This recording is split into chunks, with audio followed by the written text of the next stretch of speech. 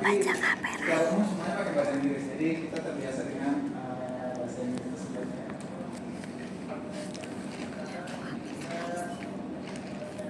Ini kontak saya skip aja. Ini nanti yang nanti kita mulai minggu depan sudah bisa join di kelas. Nanti saya umumkan di grup aja enrollment-nya sama nama kelasnya. Hari ini belum saya buat.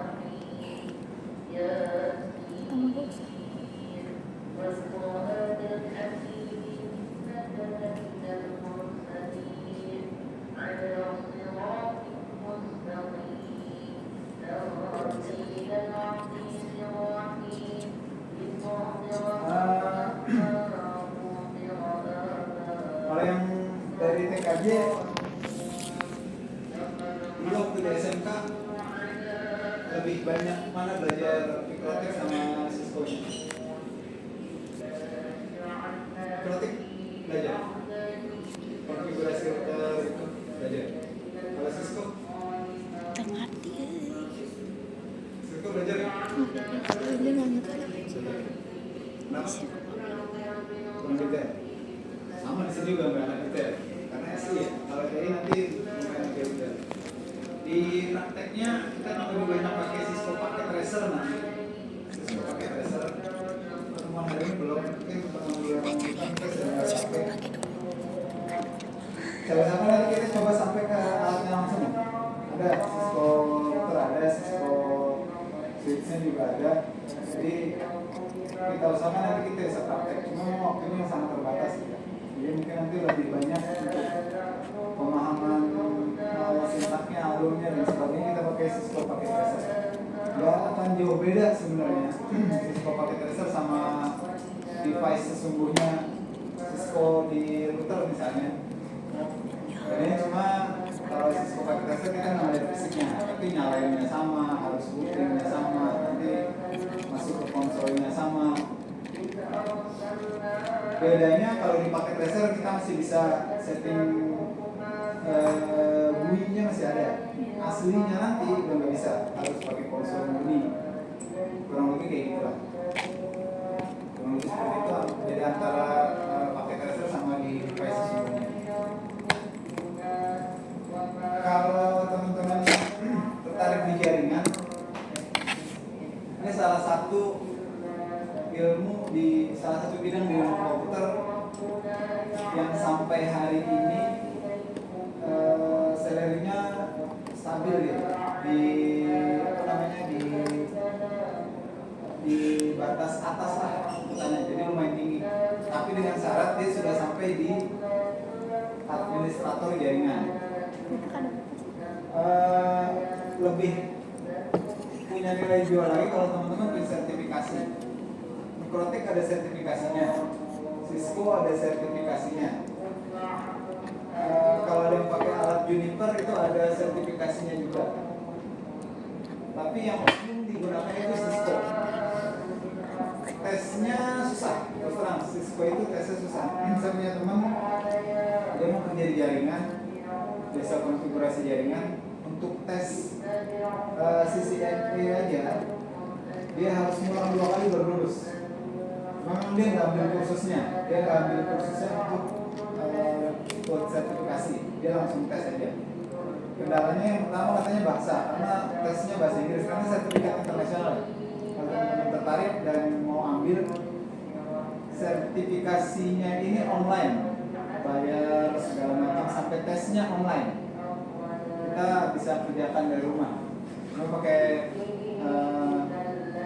LMS-nya mereka nanti. Jadi kalau kita udah buka, kita nggak bisa buka tab-tab yang lain. Jadi itu kurang lebih. Passing grade-nya kalau nggak salah nilai 75, dia udah lulus. Tapi untuk sampai 75 itu susah, karena semua soalnya bahasa Inggris dan banyak studi kasus. Ada studi kasus jaringan trouble kita harus menyelesaikan. Bagaimana menyelesaikan dan waktunya cepat katanya yang buat jadi agak susah. Satu soal itu maksimal 2 menit katanya maksimal. Kalau belum terbiasa dengan latihan-latihan soal di Cisco Academy biasanya agak susah. Nah teman-teman nanti bisa register di Cisco Academy, itu tetap nanti kita coba register. Di sana banyak modul gratis yang bisa di-download dan dipelajari. Cuma sekali lagi bahasa Inggris. Bukan cuma tentang jaringan komputer, tentang pemrograman juga ada di sana. Pemrograman C ada di sana, C++ ada, Java ada. Itu bisa dipelajari dan gratis, bisa di-download dan gratis, cuma bahasa Inggris. Jadi kalau sekarang teman-teman mau belajar sendiri sebenarnya banyak sumbernya. Yang bahasa Inggris banyak, yang bahasa Indonesia ada. Nanti kita coba cari 1 atau 2 situs khususnya di jaringan komputer yang bisa kita coba sebagai tempat belajar mandiri.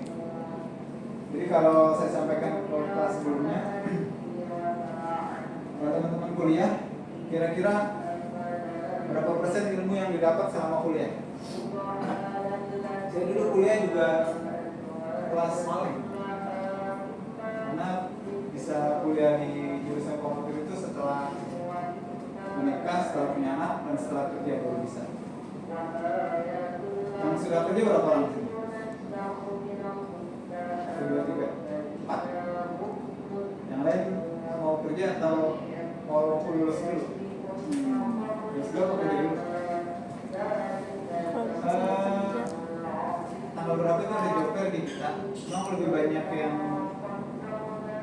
di industri hotel sih ya, sama di restoran. Cuma nanti saya coba cari lagi, mudah-mudahan ada yang di bidang IT.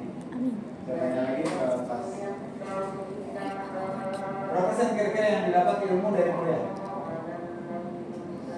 Sudah ada yang pernah pegang project belum? Terutama semester 3? Belum. Ada yang pernah pegang project apa gitu? Project di bidang TI, bikin program mungkin, pasang jaringan mungkin. Yang kemarin baru mau. Kalau saya secara pribadi, dan sebenarnya sih ini kata-kata dosen saya dulu, tapi setelah saya pikir-pikir benar juga, yang kita dapat di bangku kuliah itu maksimal 30%, dengan syarat datang terus, memperhatikan, mengerjakan tugas, nilainya bagus, itu 30%. Kalau kita masuknya jarang-jarang, terus apa yang disampaikan kita nggak paham, itu mungkin cuma 15%, 10%, 20% yang kita dapat selama kuliah, yang bisa kita gunakan nanti ketika kita terjun di bidang pekerjaan terkait dengan IT. Kalau saya dapat proyek pertama itu semester 2 udah dapat dari teman. Jadi teman kita bikinin aplikasi toko, waktu itu toko bunga, Floris. Kita bikinin, selesai nggak dipakai. Tapi itu proyek kayak gimana? Walaupun akhirnya nggak dipakai itu proyek. Baru setelah itu dapat proyek lagi dikit-dikit. Jadi saran saya, apalagi sekarang ada yang terbuka, eranya AI. Kalau zaman saya dulu bikin program tuh susah banget. Nyari source code dan belajar source code tuh susah. Kita harus buat tutorial, coba satu-satu, kalau error gimana caranya. Sekarang ada AI. AI bisa bikinin kita baris kode lengkap jadi. Kita mau bikin form apa langsung jadi itu pakai AI. Ada error, kita tinggal copy paste di ChatGPT atau di Gemini atau di Copilot, dia tahu error di mana, kita tinggal benerin. Kalau zaman saya dulu susahnya setengah mati. Tapi kelebihannya di zaman belum ada AI itu, ketika kita bikin kode program, kita konfigurasi jaringan, ada error, itu kita jadi tahu alurnya di mana, salahnya di mana. Besok ketemu lagi cepat handlingnya. Nah kelemahannya kalau pakai AI, yang pinter AI-nya, karena kita tinggal copy paste, akhirnya yang pinter AI-nya, karena dia dapat pembelajaran terus dari kita. Kitanya jadi kurang. Makanya saran saya, oke, kita boleh pakai AI, tapi tetap baris kode yang kita copy itu kita pelajari, konfigurasi yang kita buat itu kita pelajari, jadi kita tahu alurnya, minimal kita tahu alurnya. Jadi kalau ada error segala macam kita bisa ngatasin.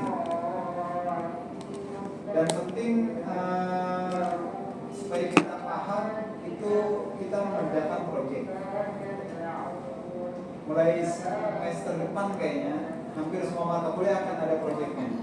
Terutama teman-teman yang nanti mulai masuk semester 4. Semester 4, 5, 6, 7 itu setiap semester pasti ada proyek dan ada keterkaitan antara mata kuliahnya. Kalau sekarang udah ada belum? Proyek bikin sesuatu gitu? Udah ada belum? Baru Paling perancangan kan?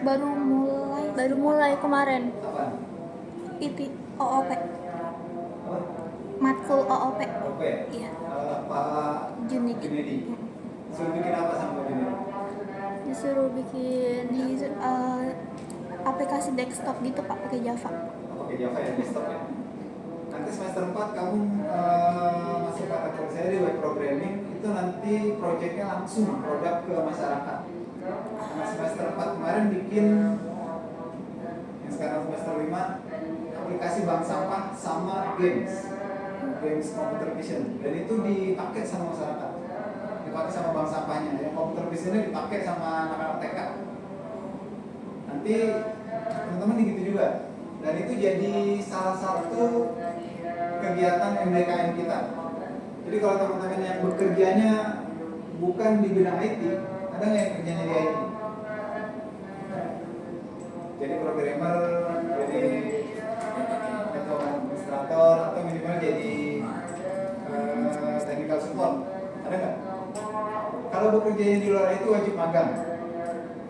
Nah, pengganti magang ini kita sediakan PKN nanti. Dan teman-teman nanti ketika PKN itu mulai dari perancangan, cari informasi ke pengguna, bikin aplikasi, semuanya teman-teman yang ngerjain. Cuma kelompok sendiri. Ntar ada dosen pendampingnya. Ntar presentasi di sana juga teman-teman sendiri. Pokoknya semuanya mengerjakan mahasiswa. Nah, itu kesempatan buat belajar. Buat belajar manage project. Karena mulai semester 4 itu kan sudah banyak mata kuliah, udah dapat OP, udah dapat dasar-dasar program, udah dapat algoritma, udah dapat, jadi udah mulai bisa paham. Gitu. Mudah-mudahan bisa dimanfaatkan sebaik-baiknya. Tapi seperti itu. Amin. Apa namanya? Roadmap teman-teman nanti sampai lulus. PKM itu nanti akan mulai dari semester 4, 5, 6 itu akan bergantian. Jadi nggak mungkin kalau mahasiswanya ada berapa 9, paling cuma jadi 2 kelompok dan digabung sama anak TI. Biasanya sih anak TI yang kerjakan programnya, anak SI yang bikin perancangannya. Terus yang presentasi anak SI. Jadi biasanya yang bikin dokumen itu lebih banyak anak SI. Kalau anak SI punya keinginan ikut bantu code-nya boleh. Di semester kemarin ada anak SI 1 atau 2 ya. Dia justru yang pegang code-nya. Dia yang bikin code-nya, front end-nya sampai jadi, baru back-end-nya yang bikin anak TI yang bank sampah. Nanti bisa kolaborasi, kurang lebih seperti itu. Oke, kita balik lagi ke materi.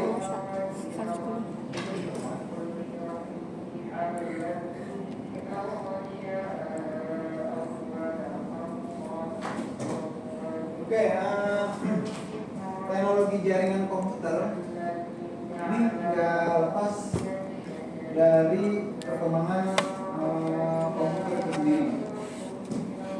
Komputer pertama, ini komputer pertama, Electronic Numerical Integrator and Computer. Ini komputer generasi pertama. Sebenarnya nggak bisa dibilang generasi pertama juga, karena sebelumnya sudah ada. Ini sudah mulai digital. Sebelumnya ada yang analog. Tapi mungkin belum bisa disebut komputer karena inputnya. Jadi sebuah device itu bisa dikatakan komputer kalau dia ada input. Boleh gitu. Sudah disampaikan nggak di mata kuliah sebelumnya?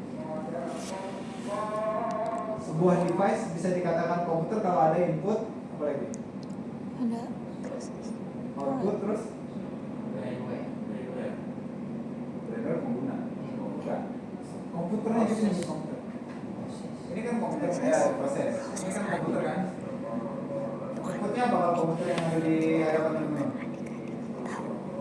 Keyboard input. Kalau ada mic input. Mouse input. Prosesnya ya di sini. Masuk ke prosesor, ke RAM, ke hard disk, proses. malu takut salah. Outputnya apa? Salah itu wajar. Monitor. Kalau ada speaker. Salah itu wajar.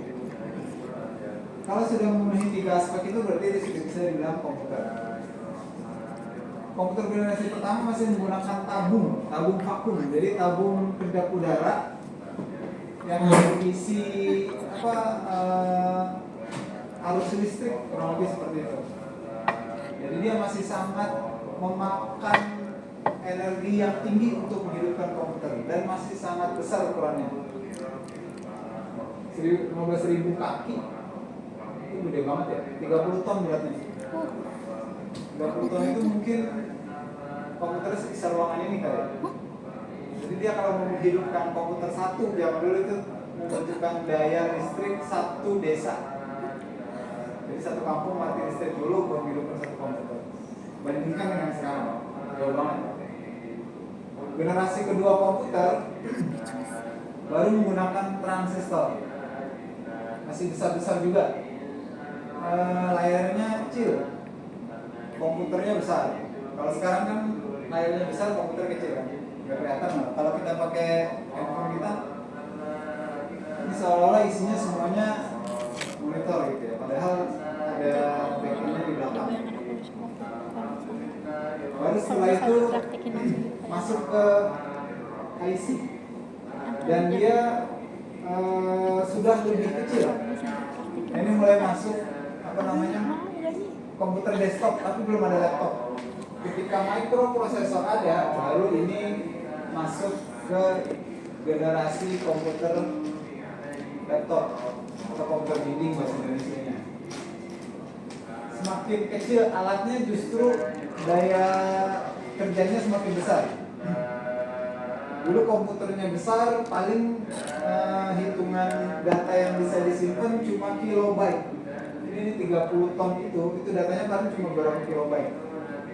Bandingkan dengan sekarang, semakin kecil justru semakin besar. Harddisk zaman dulu itu cuma muat 3,5 mega. Harddisknya sebesar apa? Gede banget. Harddisk sekarang, penyimpanan data sekarang ukurannya seberapa? Kurasi kan? Kurasi segini kan? Kecil. Berapa ukuran yang paling besar? Tera udah hitungannya. Berapa tera gitu ya. Dan semakin kecil justru kapasitasnya semakin besar. Itu kalau komputer. Komputer ini termasuk teknologi yang paling cepat berkembang. Dia hanya butuh 1 abad untuk dari pertama kali ditemukan sampai hari ini. Beda sama revolusi industri. Dari abad ke-18 sampai abad ke-22, abad 21 dia baru perkembangannya nggak sempat komputer. Komputer itu perkembangannya luar biasa. Sastra mesin, teknik sistem energi. Baru setelah itu eranya Pentium. Ini punyanya Intel Teknik kebetulan. sistem energi. Sorry, Mulai dari Pentium 6, 1, 2, 3 sampai hari ini. status Intel itu udah generasi keberapa sekarang? 13. Jadi itu generasi ke-13.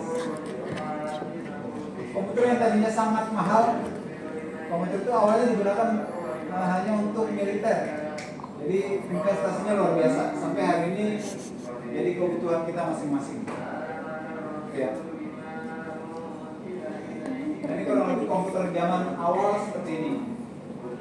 Ini sudah eranya transistor ya, karena udah ada monitor, udah ada isinya walaupun gede banget, komputernya masih gini, masih sebesar ini. Tapi ini udah eranya transistor. Kalau ini apa? Ini komputer atau apa? Kira-kira apa? mesin. CPU. CPU bukan? Iya kayaknya. Ini hard disk. Ini hard disk sebesar ini cuma 3,5 mega. Jadi bayangkan gedenya segitu, yang bawah harus pakai forklift. Di sini membajak HP Raipa Bottom kapasitasnya sampai cuma matkul 3,5 selesai. mega. Nah, ini komputer zaman sekarang.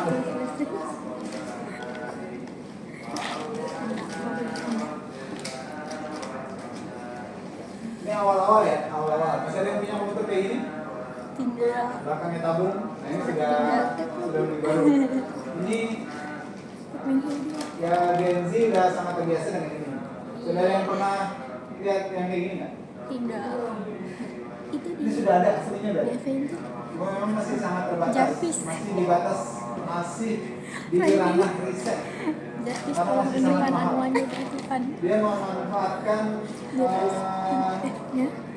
Jarvis. apa namanya sensor Tolong yang ada di tubuh manusia untuk mengoperasikan komputer. Jarvis tolong sediakan 19 juta. Manfaatkan sensor yang ada di tangan, kemudian sensor yang ada di apa namanya Jarvis tolong jadikan saya di calon utama. panca indera yang lain. Itu untuk mengontrol dan Jarvis tolong mengoperasikan komputernya. Friday. Jarvis tolong jadikan saya Mesinnya dari sini, ini cuma apa? Cuma displaynya aja. Tapi karena dia mesinnya terpisah itu yang bikin mahal. Dan mesinnya semuanya cloud, berbasis cloud. Jadi masih sangat mahal, ini masih dalam sebatas riset. Tapi udah ada, bikin bawa pacarku. belum publik ya.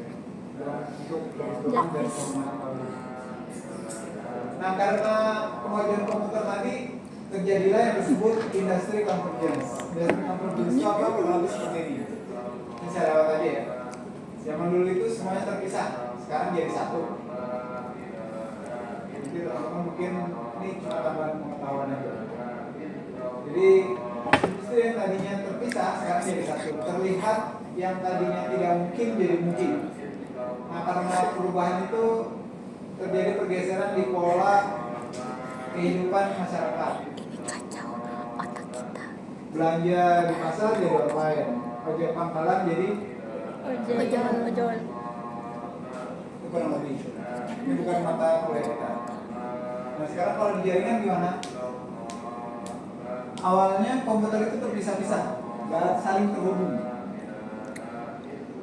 Komputer di apa namanya di kantor itu ya kalau misalnya kita butuh data antar komputer harus pakai copy data, flash disk, nah itu di zaman sekarang. Dulu disket, sebelum disket ya ada apa namanya kayak kartu kertas isinya data. Isi data itu dalam bentuk golongan-golongan. Sebelum kita ke situ, komputer ini kan mesin ya. Sumber daya komputer apa? Listrik. Atau komputer itu kalau nggak ada listrik dia nggak akan nyala. Mau dia listrik dari tegangan AC dicolok ataupun DC dari baterai misalnya. Karena dia konsumsinya adalah listrik, maka komputer hanya mengerti satu bahasa mesin. Bahasa mesin itu isinya cuma apa? Ya cuma biner, dia cuma mengerti 0 dan 1. Kalau di binarin, kalau di listrik jadinya apa? Positif, negatif, tidak itu aja. Kan listrik cuma ada dua, positif, negatif. Positif, negatif ini yang diterjemahkan jadi biner, biner ini nanti diterjemahkan lagi ke bahasa yang lebih tinggi. Hexadesimal, desimal, sampai ke bahasa pemrograman yang biasa kita pakai. Jadi bahasa C, bahasa Java dan seterusnya. Awal akhirnya ketika sampai ke komputer cuma plus minus saja dia paham. Nah zaman dulu untuk nyimpen data cuma ini aja. Jadi kertas Di Korea. awalnya polos, lama-lama jadi ada bolongan. Nah golongan ini itu mewakili plus dan minus. Jadi kalau dimasukin ke komputer dia akan bisa baca tulisannya apa. Dan itu cuma teks. Nyimpennya di kertas, saya lupa namanya kertasnya apa. Awalnya kertas, lama-lama jadi pita kayak kaset tau nggak kaset? Tau kan yang pakai pita gitu kasetnya itu awalnya dari kertas jadi kaset jadi disket jadi LCD sekarang. Karena kebutuhan data yang harus saling terhubung antar komputer yang terpisah dan penggunaan media-media ini jadi nggak efektif, akhirnya timbul masalah. Kan data harus dibawa kemana-mana, harus di copy. Kalau misalnya di komputer ini ada data, di sini ada data, terjadi duplikasi. Kalau datanya sama, kalau beda masalah. Akhirnya dibutuhkan komputer yang saling terhubung. Bagaimana caranya? Nah, itu akhirnya mulai ada jaringan komputer. Jadi komputer terhubung itu awalnya karena memang kebutuhannya data. Kebutuhannya adalah komputer harus bisa saling berkomunikasi. Nah, yang kita pelajari di jaringan komputer itu bagaimana data saling berkomunikasi antar komputer. Bisa lokal, bisa internet. Kalau lokal berarti dalam satu jaringan aja. Nah, nanti kalau internet berarti dia melewati internet. Nah, yang namanya komunikasi itu harus ada sumber dan harus ada tujuan. Di sumber itu harus di-encode, di tujuan itu harus di-decode. Encode dan decode itu apa? Nanti kita baca lebih jauh lagi. Jadi harus ada sumber beritanya atau sumber datanya, dan harus ada tujuan beritanya atau tujuan datanya. Nah, semuanya ada prosesnya. Harus ada dikirimkan, harus ada media pengirimnya, harus ada penerimanya, harus di-encode dan harus di-decode. Lanjut. Ini komponen komunikasi. Kalau di jaringan komputer, nanti kita akan mengenal ada yang namanya klien. Klien itu komputer. Ada yang namanya server yang melayani komunikasi antar klien. Server itu melayani antar klien. Ada media antara server dengan klien. Bisa router, bisa switch, bisa hub, macam nanti. Jadi contohnya router. Biasa router itu menghubungkan antar jaringan lokal. Kalau membayangkan jaringan lokal itu jangan cuma lokal sini ya. Lokal itu bisa lokal satu kelas, lokal satu sekolah, bisa lokal satu negara. Itu masih bisa disebut lokal.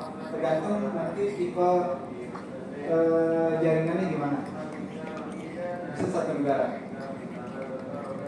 Di di klien dia butuh software. Di server nanti dia juga butuh software. Jadi ada software yang mengolah data baik di sisi klien maupun di sisi server. Prosesornya apa? Softwarenya apa nanti kita tahu lebih jauh. Satu lagi, karena data ini banyak ya.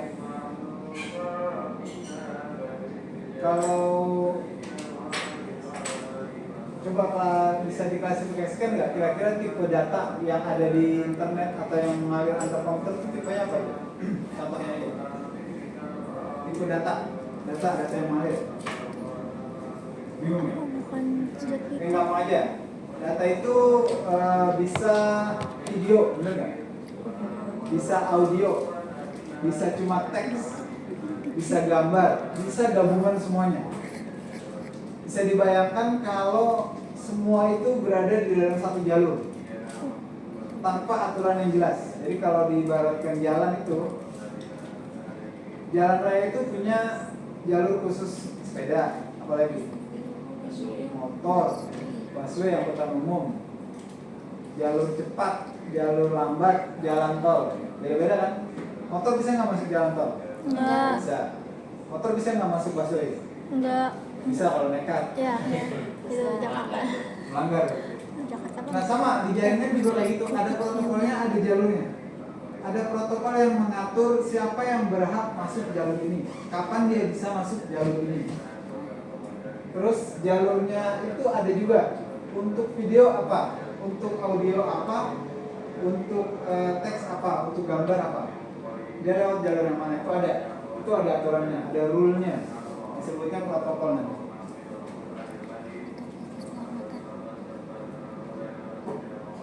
Belum habis ya? Nah, ini protokol sebagai aturan komunikasi. Nanti kita belajar lebih jauh lagi. Jadi ada metode untuk mengatur komunikasi di antara beberapa komputer dalam jaringan. Kalau disebut beberapa itu bukan 1, 2, 3, tapi miliaran komputer.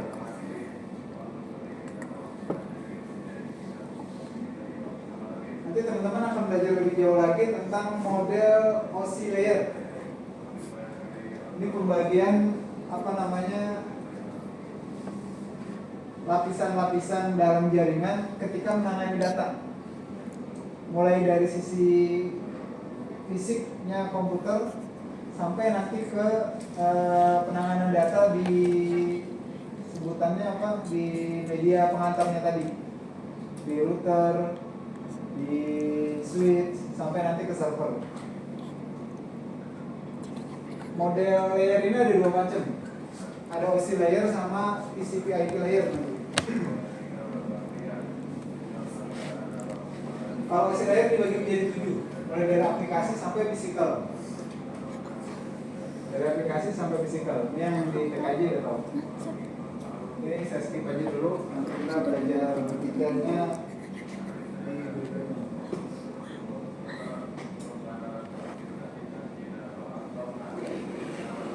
Ini aplikasi ini ada masing-masing fungsinya dan ada beberapa contoh sebutannya ya.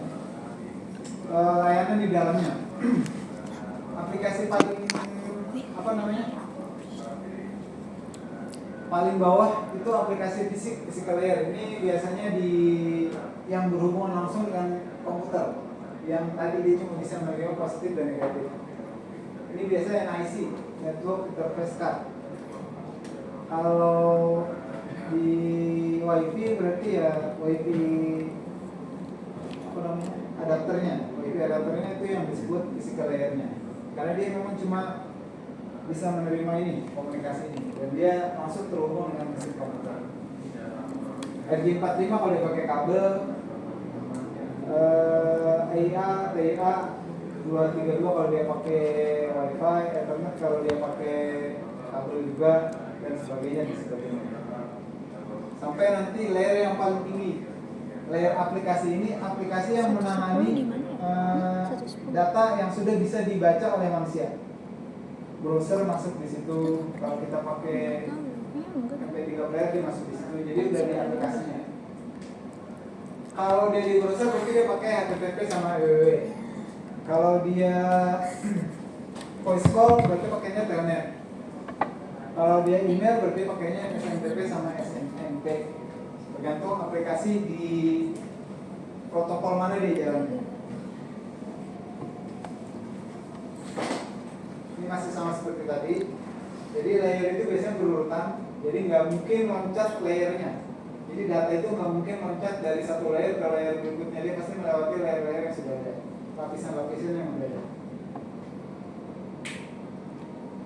Data nanti ada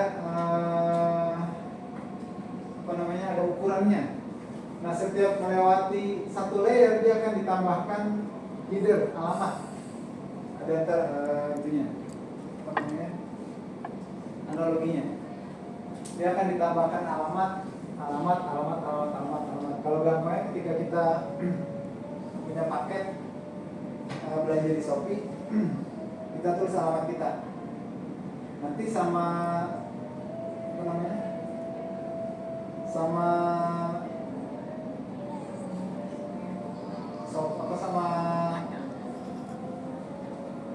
kalau yang terima barang itu misalnya kita belanja di Shopee, Shopee nyiapin barang, dikirim ke kita kan, dia nulis alamat nih di paketnya, ekspedisi. Sama ekspedisi diterima ekspedisi cabang Kalimalang misalnya, mau dikirim ke Surabaya, apa langsung dikirim dari ekspedisi yang di Kalimalang ke Surabaya ke alamat kita? Enggak, harus melewati beberapa titik kan. Nah, setiap menuju titik ini akan ditambahkan satu header alamat, dikirim ke cabang Jakarta Timur dulu, Matraman misalnya, dari Matraman dikirim lagi ke Jawa Timur, Malang misalnya, dari Malang baru ke Surabaya, misalnya kayak gitu. Jadi setiap header ditambahkan. Jadi nanti ketika sampai di sini headernya udah banyak, sampai ke penerima headernya sudah banyak, alamatnya udah banyak.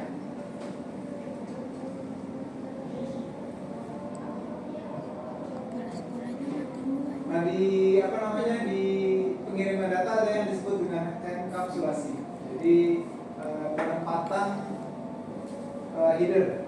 Nah, ini nanti kita belajar lebih jauh lagi di layer-layer. Ini istilah dasarnya. Kalau kita bicara klien atau komputer, itu bisa komputer itu sendiri, bisa printer, bisa scanner, apalagi kira-kira. Kenapa printer bisa disebut perangkat komputer dalam jaringan? Kenapa scanner bisa? Apalagi contohnya yang lain. Ini ada komputer, printer, scanner, apalagi. Padahal scanner bukan komputer, printer bukan komputer. Maksudnya komputer dalam materi seperti ini ya. Apalagi kira-kira. CCTV bisa. Apalagi. Proyektor.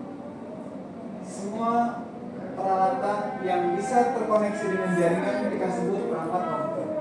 Mungkin dia bisa koneksi dengan jaringan. Ada kan printer yang bisa terkoneksi dengan jaringan. Scanner ada, CCTV ada. Apapun yang bisa terkoneksi dengan jaringan, baik dengan kabel atau WiFi, itu bisa disebut sebagai perangkat komputer. Smart TV bisa, handphone kita bisa, apalagi handphone, smartwatch kalau bisa, dan lain-lain. Ada perangkat yang berperan juga di dalam jaringan sebagai penghubung. Itu mulai dari NIC, Network Interface Card, kartu LAN kalau zaman dulu namanya, langkat, SMA juga kayak gini. ada modem, ada hub, ada switch, router, firewall. Firewall itu sebenarnya komputer, cuma dia memiliki ada yang bentuknya komputer, bisa komputer dalam bentuk software, ada yang bentuknya kayak router atau switch, alat aja, alat. Jadi dia sudah tertanam aplikasi firewall di dalamnya. Atau ada media, kemudian ada juga media yang jadi penghubung antar komputer.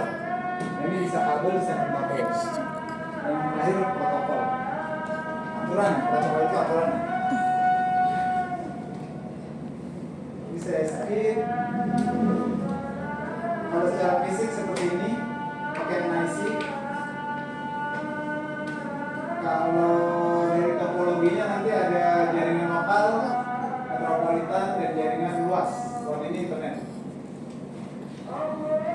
Jadi yang bedakan hanya nih areanya. Jadi kalau sudah areanya luas tidak terbatas, itu sudah pasti internet atau WAN. Nanti dibaca sendiri. Metropolitan area network ini sekarang udah hampir nggak ada, kecuali di negara-negara yang menutup akses internet. Di Cina masih ada. Dia tutup beberapa akses internet di beberapa wilayahnya aja, tapi dari semua wilayah. Tapi di Indonesia ya. Kalau ini internet ya, WAN itu internet. Yang kita belajar lebih jauh lagi nanti. Storage area network ini biasa server yang saling terkoneksi, cuma server doang, dia nggak terkoneksi dengan lain. Jadi antar server. Contohnya bank. Bank tuh hampir semua bank ya, itu punya server dua. Satu server misalnya di Pulau Jawa, dua di Pulau Bali. Nah server bank itu biasanya berkomunikasi antar server. Kalau banknya sudah bank internasional itu antar negara, cuma servernya dia aja. Nah itu masuk di server storage area network, jadi cuma servernya aja. Kenapa dia dua tempat dan dua pulau yang berbeda? Untuk mengantisipasi bencana. Jadi kalau di Pulau Jawa ada bencana, di Bali masih aman. Jadi dia pindah servernya langsung. Dan itu berkomunikasi storage-nya. Nanti ada VPN, ada juga Masan sama VPN ya, teknologi yang lain. VPN itu bisa jalan di internet kita sendiri. Di internet sudah paham saya yakin. Bukan koneksi internet juga sudah paham. Nanti kita lebih jauh lagi di berikutnya. Oke, kayaknya udah selesai.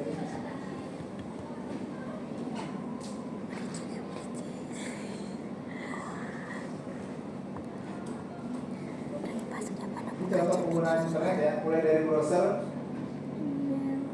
email, file transfer.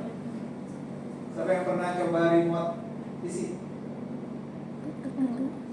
Siapa yang Tidak. kerjanya di di admin gitu, biasanya kan suka remote PC. Saya butuh file nih di remote ya. Itu biasanya ketika kita remote itu kita bisa transfer file atau remote server, bisa transfer file juga. Jadi bentuknya kayak explorer kayak gini, cuma kita bisa melihat isi file komputer orang. Kita bisa lihat isi file server, nah itu bisa ditransfer, bisa ngambil, bisa ngirim. Atau chatting kalau ini udah kasih lagi. Remote komputer versi konsol, nah ini seperti ini. Jadi kalau server itu diawali dari konsol biasanya. Kalau yang seperti ini udah GUI, tapi remote juga. Ini bisa transfer file, ini juga bisa transfer file. Sama, itu versi beda. Oke, kurang lebih seperti itu pengantarnya. Minggu depan baru kita masuk ke materi-materi OC layer yang tadi. Dia Sampai tahu sini cuma ada yang mau lupa. komentar, Application yang mau interface. ditanyakan? Cukup. Yang di luar materi juga boleh. Banyak. Nanya. Yang semester 3 udah diajar piano? Belum. Belum. Sama sekali ya? Masih kita ada semester 3. Kita KP. Oh my god. Mod dulu dong.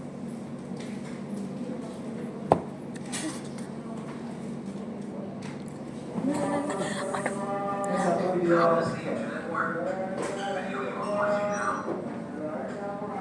Ini analogi data ya, ini analogi data. Kita nonton video guys. Jadi ketika kita butuh data dari server Google, ini yang dikirim ini 101010.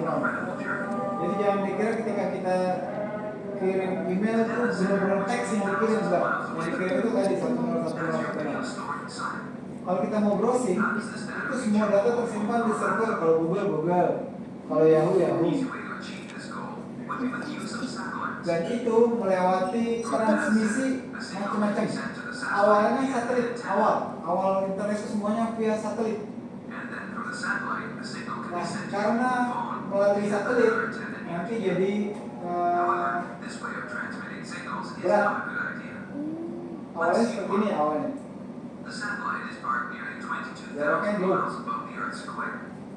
So, in order for the data transmission to be successful, the data would have to travel a total distance of Dan lama 44,000 sampainya. Such a long distance of Lamanya travel itu cuma causes hitungan menit ya, delay in cuma receiving the hitungan signal. menit. More specifically, it causes huge Bandingkan dengan sekarang kamu WA sama teman kamu misalnya punya teman di luar negeri WA, sampainya So, if berapa this lama? video does not reach you via the Berapa satellite, detik? then how does it actually get to you?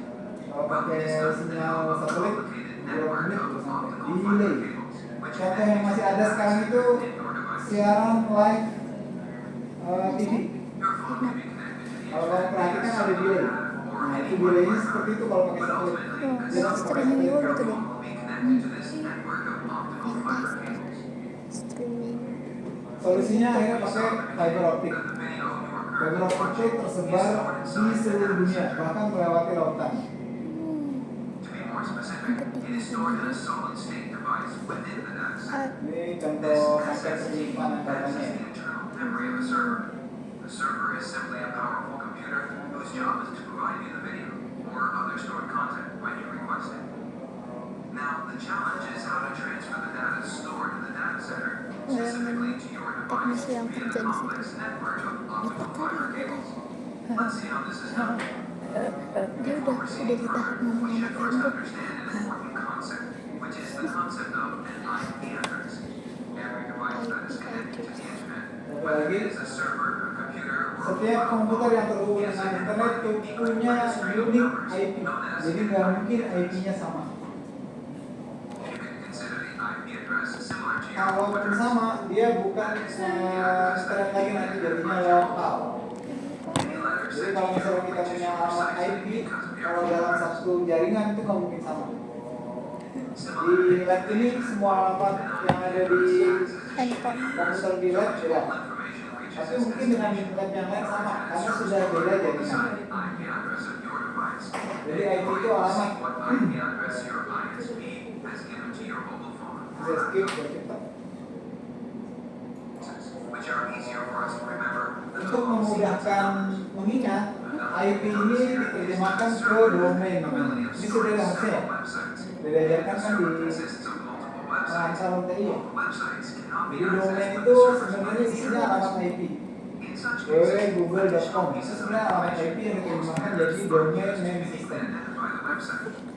However, with giant websites like Facebook.com or YouTube.com, the entire data center infrastructure of the internet uses a huge phone known as DNS. Itu dulu kan? Nah, ini jadi terjemahkan jadi If you don't know DNS. the telephone number, you can simply look it up in a phone book. The DNS server provides the same service to the internet.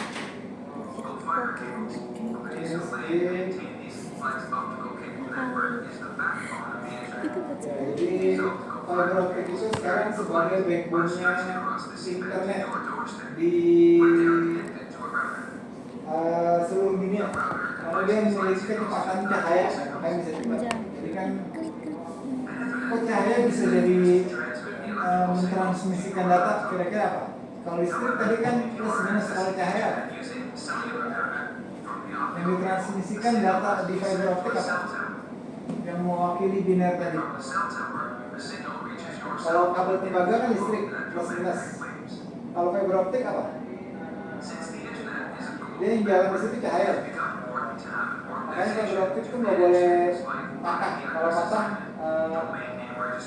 apa namanya, kalau bentuknya sampai 90 derajat, dia kan nggak bisa mentransmisikan data. Kalau begini masih bisa, karena cahaya masih bisa lewat.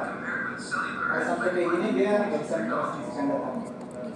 Bagaimana bisa menerjemahkan cahaya jadi data, jadi biner? Pakai apa dia? Kira-kira? Nyala, mati. Nyala itu plus atau satu, mati itu nol. Satu, nol, satu, nol. Cahaya cuma dipegang. Satu, nol, satu, nol, satu, nol. Karena kecepatan cahaya jadi cepat. Karena lebih cepat dari listrik. Nah, ini yang mengalir di backbone-nya internet ya. Sebenarnya cuma 1010 doang. Sampai ke kita udah jadi berbagai macam data. Ini yang tadi analogi alamat. Ini aturan yang itu kan ada web sendiri, video sendiri, voice sendiri. Jadi macam-macam punya protokol sendiri.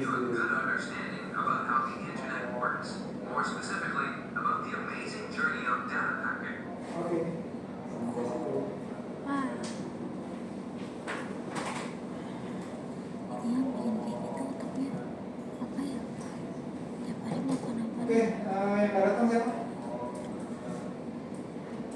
Nabila sama Jeskiel. Nabila sama? Jeskiel. Nabila sering nggak masuk ya? Iya. Dia kerja gimana? Kalau Nabila iya. Tapi buat minggu ini nggak masuk karena masuknya siang katanya. Oh, oke. Iya. Soalnya dia kemarin semester kemarin nilainya nggak ada keluar. Nilainya Harusnya ini kan karena mau nggak semester. puas deh. Padahal nilai tesnya bagus-bagus. Oke, kalau nggak ada cukup dari saya. Terima kasih. Assalamualaikum warahmatullahi wabarakatuh.